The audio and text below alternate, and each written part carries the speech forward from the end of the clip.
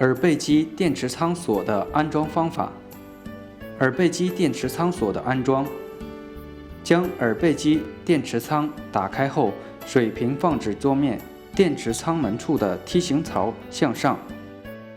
找到耳背机电池仓锁的突出点，突出点朝上嵌入梯形空槽，稍用力往下完全扣入空槽，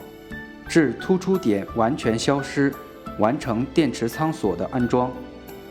耳背机电池仓锁的关闭：首先，扣紧电池仓门，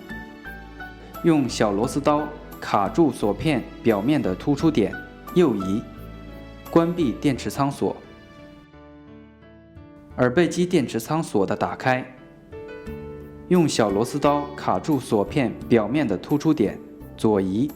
打开电池仓锁。